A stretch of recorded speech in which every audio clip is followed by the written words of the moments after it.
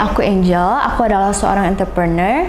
Sebagai seorang pemilik bisnis, tentunya aku punya tanggung jawab yang besar untuk memimpin tim dan membangun brand aku untuk lebih maju ke depannya.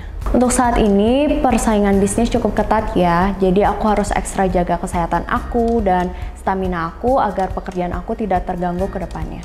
Beberapa waktu lalu aku sempat punya pengalaman kurang menyenangkan ya. Aku terpapar demam berdarah sehingga pekerjaan aku harus aku tunda.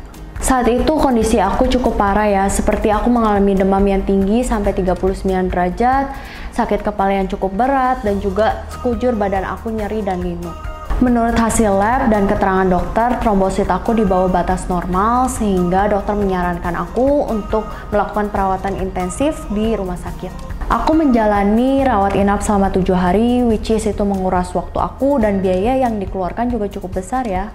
Penyakit demam berdarah nggak bisa kita sepelekan karena untuk proses penyembuhannya sendiri itu harus melewati beberapa fase. Untungnya waktu aku terkena penyakit demam berdarah, aku tuh udah punya asuransi Simas demam berdarah dari asuransi Simas Jiwa.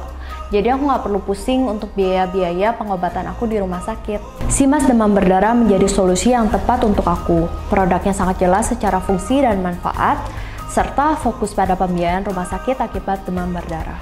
Selain itu, harga preminya sangat terjangkau, mulai dari 50 ribuan aja per tahun.